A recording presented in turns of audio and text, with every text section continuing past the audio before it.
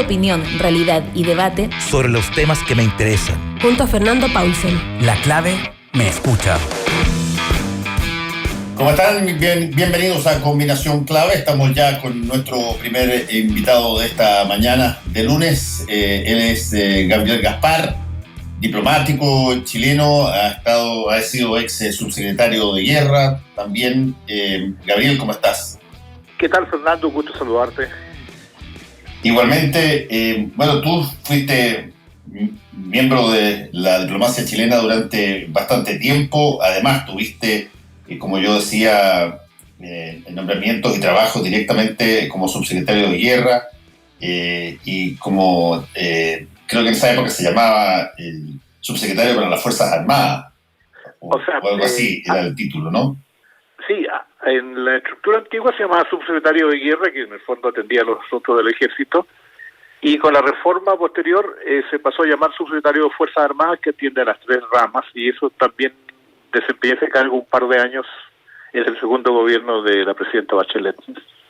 Así, ha sido embajador también, representante de Chile, y hoy día está toda la primera parte de lo que podemos conversar, es todo de alguna manera la expectativa sobre la situación en Estados Unidos, que es bien curioso, Gabriel, cómo tú tienes tan claramente hoy día que lo que pase en un país soberano eventualmente tiene impacto en todo el resto del planeta. Mucha gente a veces dice, ¿por qué hablan tanto de las elecciones en Estados Unidos? Si las elecciones en Estados Unidos, son de allá, digamos. Claro, esa misma persona probablemente hubiesen dicho, oye, ¿pero qué tiene tanto que unos japoneses bombardeen en Hawái, digamos? Ok, ya es un problema de ellos. Y mira tú las derivaciones que tiene. Hoy día en Estados Unidos, básicamente, alguien tose y tiene que todo el mundo ir a comprar aspirina, digamos. Efectivamente, Fernando. Bueno, llevo estudiando relaciones internacionales hace más de 40 años, así que particularmente lo de este continente. Y tú tienes toda la razón. Sucede que Estados Unidos es la primera potencia económica y militar del mundo. Eso es incontrastable. Ese es el primer dato. Pero el segundo dato es que esa capacidad hegemónica a nivel global está empezando a modificarse por la emergencia de otras potencias. Entonces es el caso de China y también por el desarrollo tecnológico de otros países más pequeños, pero igualmente con un gran avance tecnológico, pongo ejemplo Corea del Sur. Entonces dentro de Estados Unidos, esto impacta en todos los países, ¿no? Incluido Chile, pero en Estados Unidos ha impactado porque el comercio mundial, donde participan las empresas norteamericanas, ha empezado a modificarse y eso ha generado una reacción crítica a mercados muy abiertos, a dejar entrar tantas importaciones, ha fomentado la migración, etcétera. Y frente a ello surgió la figura del presidente Trump, que encarnó una visión bastante simplista, ¿no?, de lo que está pasando, que en el fondo es la culpa es de la culpa es de lo que viene de afuera, digamos, ¿no? Y hizo norma de hagamos América grande nuevamente, con la cual ganó las elecciones hace 4 años. Pero el resultado, yo diría, después de 4 años, es que no sé si América es más grande, pero lo que sí queda claro es que América está más dividida. Sí, eso es bien, que quedó clarísimamente reflejado, Gabriel, en, una división en votos de prácticamente la mitad para cada uno, por cierto, una ventaja bastante más apreciable para Joe Biden, de cerca de 4 millones de votos, pero cuando 72 millones de personas votan por alguien, eso evidentemente no es una influencia menor la que tiene esa persona. Me estoy refiriendo justamente a Donald Trump. Correcto. Y eso es muy claro, y yo quería decir que no es solamente un proceso electoral, no solamente es que voten, ¿no?, sino que los partidarios de Trump, así como los partidarios de Biden, tienen una posición muy clara, muy definida, y a su vez producto de todo lo que ha pasado, muy enconada.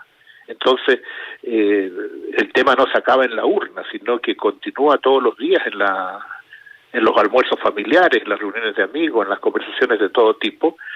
Y yo diría que ese es el problema principal hoy día.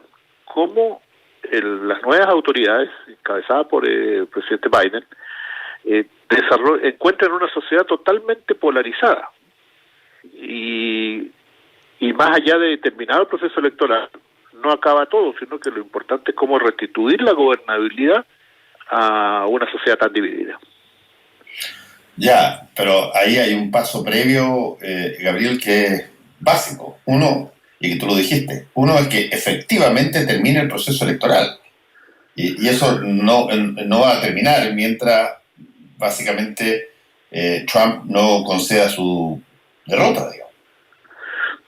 Sí, pero no puede pasar mucho más allá de eso, en términos del proceso mismo, en términos, podrá judicializar algunos temas, pero la Corte tendrá que pronunciarse. Pero su plazo tiene un mandato, que es el 20 de enero, si no me equivoco, a mediodía, y ahí culmina. Entonces, si no tiene un argumento institucional, si no hay un poder del Estado que diga, señor presidente, usted tiene razón, vamos a tomar, en fin, la forma que es, porque es muy inédito lo que ha pasado, no tiene ningún argumento para poder sustentarse en el poder. Ahora, esa salida puede ser traumática, puede ser una salida compleja. Tengo a pensar que va a ser más mediática que traumática, en cuanto al tema de la Casa Blanca mismo, ¿no? Pero sí va a generar mucho encono en la sociedad. Y recordemos que en Estados Unidos, aparte del tema de la organización política entre republicanos y demócratas, también el gobierno de Trump fomentó un discurso del odio, como lo llaman sus detractores, y ha terminado organizándose y legitimando milicias supremacistas blancas, que con merced a la ley que existe en Estados Unidos pueden portar armas. Arma larga me refiero, no pistola. Sí. Se han visto desfiles con gente... Y Estados Unidos tiene una tradición, llamémoslo así, de alteraciones políticas que han muchas veces dividido la población. Pasó en la batalla de los derechos civiles de los 60, pasó en todo lo que tiene que ver con la guerra de Vietnam a principios de los 70, ha continuado eso con los episodios de violencia racial, y tú lo dices muy bien, Gabriel. Estados Unidos, no fuera de estar en el liderazgo en los hechos violentos que nosotros normalmente contamos, violencia intrafamiliar, mayor cantidad de población encarcelada por un millón de habitantes, la mayor cantidad, es curioso, la mayor cantidad de asesinos en serie que tiene, tiene una función de resolución violenta de montones de fenómenos, y desde ese punto de vista tiene que jugar con una institucionalidad también extraordinariamente sólida, con poderes y contrapoderes que están constantemente chequeándose y revisándose, y por eso cuando un presidente de alguna manera se parapeta en la Casa Blanca y dice que le robaron la elección, el puro hecho de que se diga eso, levanta todas las alarmas, porque lo único que falta, y que es una cosa que lo mencionaban ayer en la noche, estaba viendo la televisión estadounidense, es que, salga a decir que defiendan a su gobierno a las personas directamente. Correcto, y yo en lo personal pienso que le causa un profundo daño a la democracia estadounidense, porque pone en cuestionamiento el funcionamiento de sus instituciones. Eso es quizás lo más inédito, ¿no? Bien señalas tú que la principal antecedente a esto era Vietnam, con la resistencia de muchos sectores, especialmente la juventud, respecto a la guerra de Vietnam. Y lo peor que podemos presenciar en el último tiempo es que habían conflictos que uno pensaba que estaban masivamente resueltos, como la discriminación racial. Han resurgido categóricamente. El tema contra los afroamericanos de parte de alguna de estas milicias supremacistas nos recuerda al Ku Klux Klan.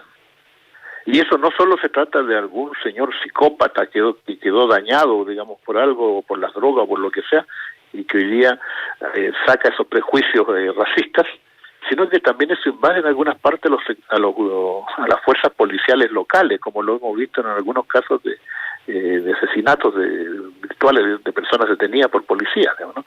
Eso obviamente genera una reacción de la población afroamericana, y también hay que decirlo, se ha fomentado la emergencia de autodefensa, o la organización, como lo queramos llamar, de grupos afroamericanos armados, y el movimiento llamado Antifa, que también, digamos, promueve una violencia por el otro lado. Entonces eso es muy preocupante.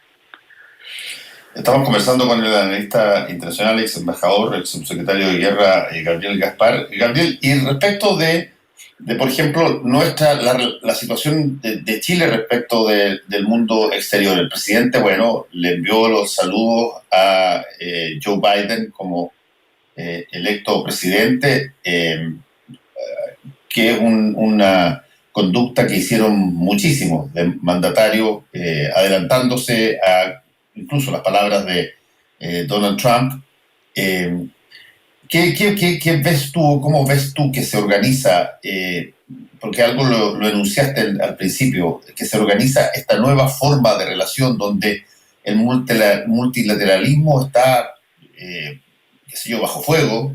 Están países tan grandes como Estados Unidos, vamos a ver si es que Biden cambia eso las cosas, por lo menos lo planteó, se retira de grandes tratados o no quiere financiar acuerdos multilaterales, nosotros no firmamos Escazú. En fin, ¿cómo está dentro del nuevo contexto de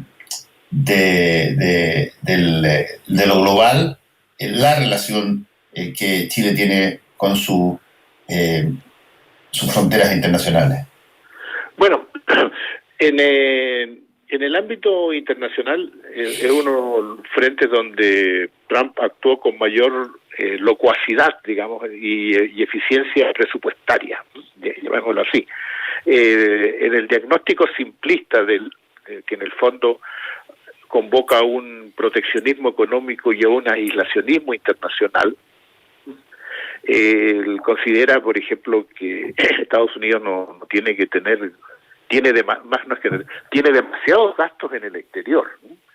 Entre otras cosas, bueno, piensa que Naciones Unidas y todas sus organizaciones está llena de funcionarios que son carísimos, digamos, y que no sirven mucho. Entonces incluso se ha retirado de algunos organismos, el más reciente, la Organización Mundial de la Salud.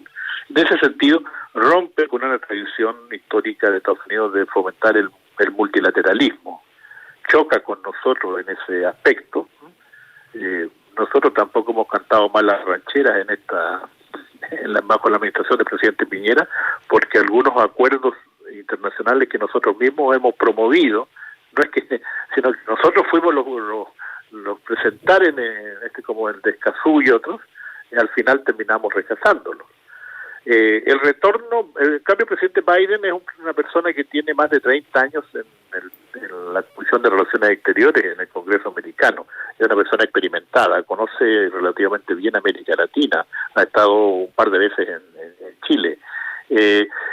Todo indica que él va a volver a las prácticas más tradicionales de Estados Unidos, y ese punto de vista que reconozcamos el triunfo del presidente Biden, que yo creo que es lo más correcto, lo que corresponde. De hecho, yo lo he reconocido a todos los presidentes del mundo, incluso buena parte del mundo republicano en Estados Unidos. Acabo de ver por ahí que el presidente Bush también lo reconoció. Entonces, Trump en este sentido está por verse cuánto representa al partido republicano. Pero volviendo a lo internacional, yo diría que se vienen tiempos más normales. Ahora, recordemos que en eso nosotros somos un país que es abierto al mundo y que quiere tener un país chico para empezar dentro de las condiciones del mundo, pero a nosotros nos conviene que haya la mayor estabilidad y tener las mejores relaciones con las potencias y por supuesto con nuestros vecinos del barrio. Y ahí quisiera comentarte, Fernando, algo que pasa desapercibido a veces, ¿eh? La administración del presidente Trump no reemplazó al embajador de Nosotros no tenemos embajador en Estados Unidos hasta el momento.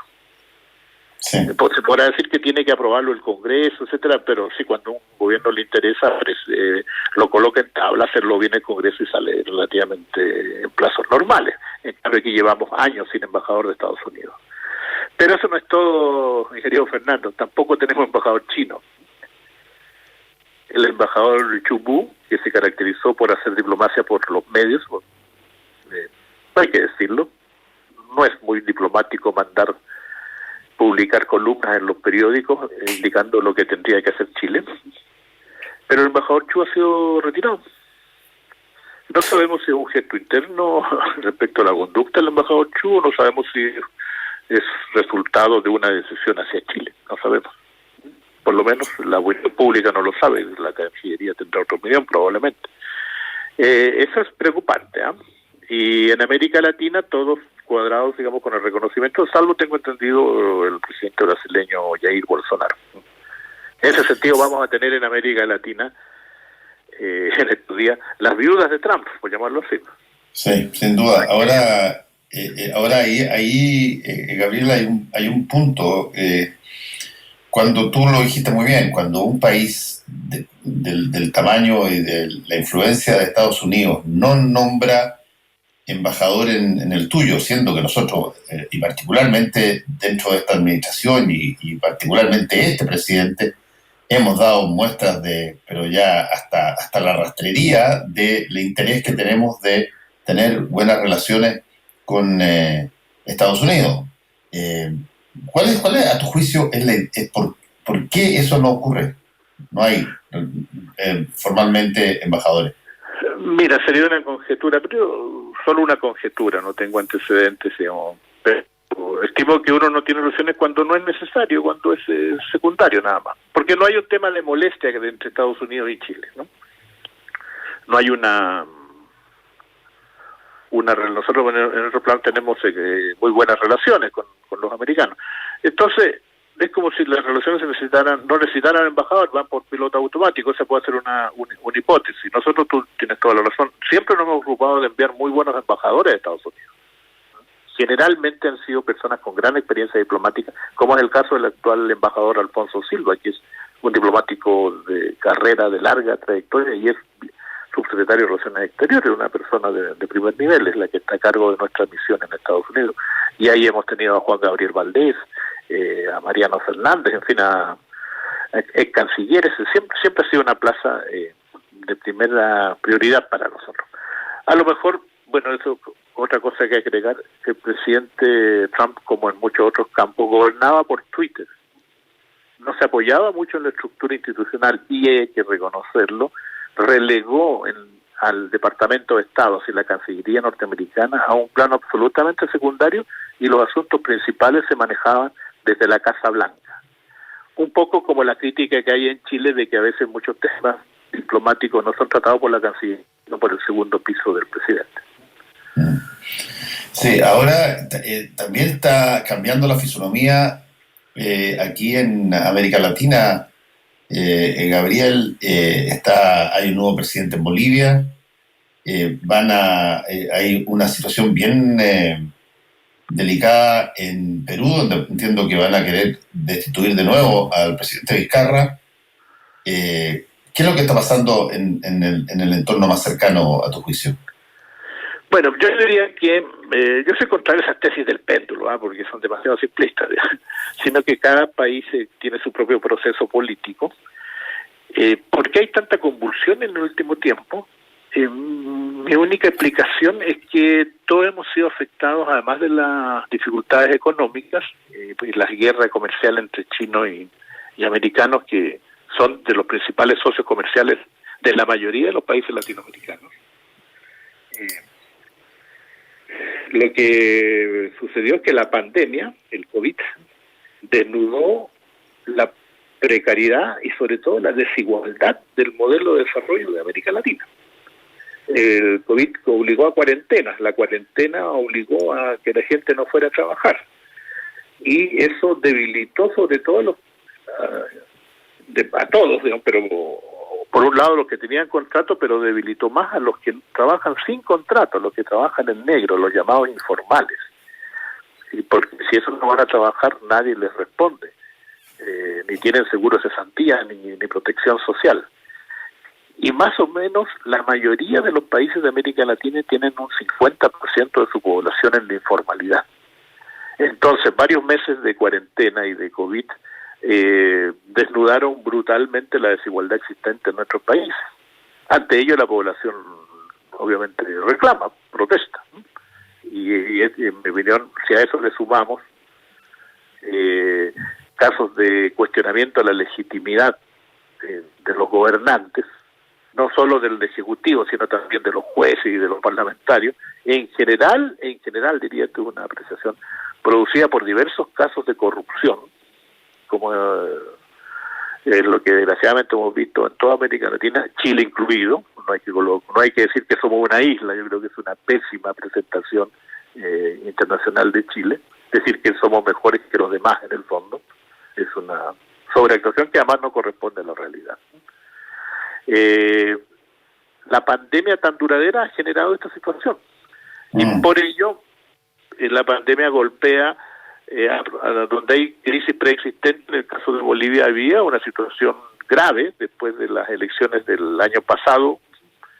En Perú, coloquemos solamente como dato que todos los mandatarios están procesados o condenados o pedidos en extradición, y lo que nosotros pensamos se había acabado con todo y Vizcarra representaba otra cosa, resulta que también tiene cola que le pisen. Y eso pasa más o menos por el resto de América Latina. Entonces la región requiere hoy día una medida de protección social y sobre todo una reactivación económica. Y probidad de sus gobernantes, para lo cual se requiere que la población crea en sus gobernantes. Sí, una de las cosas que en algún momento dado tenía una presencia bien activa en esas convulsiones que habían en los países de América Latina era la OEA, que incluso tiene carta democrática que exige a sus países y todo lo demás. Sin embargo, la OEA está cruzada además por una situación de cuestionamiento a quien hoy día es su secretario general, digamos, de hace ya bastante tiempo, el secretario Almagro. ¿Qué rol cumple, por ejemplo, de ese tipo de instituciones que en un momento dado tenían bastante más relevancia, o por lo menos aparecían mucho más directamente interviniendo en términos de la discusión pública en América Latina? Bueno, mira, yo tengo un juicio levemente distinto. Yo creo que la OEA viene en un mal camino desde hace tiempo. En los años 60 y 70 avaló una serie de intervenciones militares y golpes a lo largo de América Latina. Jugó como un rol de eco en la política exterior intervencionista americana. Te pongo, por ejemplo, me tocó participar por ahí, creo que en el 2017, en una asamblea general que se hizo en Santo Domingo, donde estaba presidiendo el presidente Danilo. La asamblea nos dio la bienvenida, el discurso todo formal, etcétera, bonito, y de repente dijo, ya que están reunidos aquí, pues sería bueno que la OEA le pida disculpas a Dominicana por la invasión que autorizó en el año 64 a nuestro país, por lo cual es cierto, y provocó un desconcierto generalizado en todas las delegaciones. Porque sí es cierto, la OEA aprobó una intervención, yo creo que éramos universitarios en aquella época, o sea, yo era universitario, tú eres más joven, pero y evidentemente ahí se demuestra que la coherencia vale, la coherencia termina retribuyendo. Me acuerdo, estaba el canciller Heraldo Muñoz entonces, y nos reunimos de inmediato, ¿qué hacíamos? Y estaba toda la delegación chilena preocupada, y que no tenemos de nada preocupar. El año 74, el único país que se opuso a la invasión de Santo Domingo, no el único, México también lo hizo, fuimos nosotros. Y por tanto decidimos dar una conferencia de prensa inmediata, donde dijimos que nosotros respaldamos plenamente lo que decía el presidente Danilo, y Chile reconocía, hacía público de que nosotros habíamos rechazado esa intervención, con altos costos, y que eso lo he hecho el presidente de otro signo político al nuestro era el presidente Frey, si no me equivoco en ese momento, sí, presidente Frey, Frey padre, pero en ese Chile no se pierde. Chile respeta el principio de no intervención. En general tratamos de no respetar. Cúcuta es un desastre al lado de eso, ¿no? Pero al final eso demuestra que cuando uno es fiel y leal y coherente con los principios básicos de una diplomacia, se termina retribuyendo. Hoy día la OEA está en su peor momento. Se enfrascó con esta dirección del secretario Almagro en un conflicto interno con muchas contradicciones. Nombro una. El secretario Almagro el año pasado fue a Bolivia y fue el acto de proclamación del entonces candidato Evo Morales. Y después avaló su reelección pese a que había un referéndum que decía lo contrario. Y después se pasó al bando de condenar el gobierno de Evo Morales. Entonces, esas incoherencias nos terminan agotando a un organismo. Yo creo que la OEA, al igual que la mayoría de los mecanismos políticos, están muy debilitados en América del Sur. Me refiero a organismos políticos de coordinación, ¿cierto?, regional, como UNASUR, y porque cometen un error, piensan que las relaciones son entre gobiernos y hay que buscar afinidades ideológicas, que es el error que comete actualmente esta administración al crear PROSUR, digamos, ¿no?, que es un nonato, en mi opinión, un organismo que no terminó de nacer nunca, y estamos en el peor momento, con la notable excepción, yo diría, de los países centroamericanos que sí logran funcionar a través de sus sistemas de integración.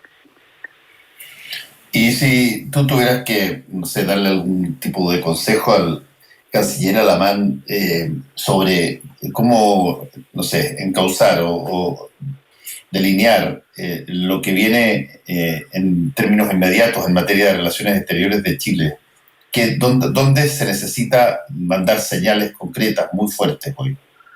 Yo creo que nosotros tenemos una buena cancillería. Y el canciller que esté, si es que se apoya en el elemento profesional, va a funcionar muy competentemente, y así lo hemos hecho, por ejemplo, en el caso con Bolivia. Sí. El que haya asistido el canciller Alamán a La Paz, a la toma de posesión, es una muy buena señal, porque nosotros estamos dando una indicación ahí, al revés de lo que decimos PROSUR, ¿no?, de que nosotros tenemos relaciones, o sea, buscamos una relación con Bolivia independiente del régimen político ideológico. La relación es entre Estados, no es entre gobiernos. Y el hecho de que esa delegación la encabece el canciller Alamán significa que nosotros le estamos diciendo a los bolivianos queremos que la relación sea por el canal diplomático. Nosotros podríamos haber optado, por ejemplo, enviar el presidente del Senado o el presidente de la Cámara, pero eso es una autoridad política elegida por un grupo de ciudadanos, no por todo el país. Podríamos haber enviado un expresidente, pero sería una señal del pasado. En fin, podríamos haber buscado cualquier otra figura, incluso si hubiéramos, como se dijo en un momento, no se dijo, la ex canciller a esta altura, Karen Longarich, la canciller boliviana del gobierno anterior, el sábado antepasado proclamó en Bolivia, anunció a todos los medios que el presidente de Chile iba a ir a asistir a la toma de posición. Eso fue formalmente, en Chile no fue recogido, pero allá fue anunciado eso. Hemos invitado a todos, ¿no?, y hay un país que respondió primero, y dándolo como una muy buena noticia, como el presidente Piñera. Creo que hubiera sido excesivo porque habría dado una señal de sobreactuación. Mejor es ir de menos a más, sobre todo teniendo en cuenta la historia que hemos tenido con relaciones políticas con Bolivia, y por lo más, con la cual yo creo que hay que retomar, hay que buscar, etcétera. Pero hay que hacerlo profesionalmente, y creo que para eso lo mejor son las diplomacias. Bueno, Gabriel Gaspar, muchas gracias por este contacto con Combinación Clave. Que te vaya muy bien. Gracias, Fernando. Un gusto. Chao.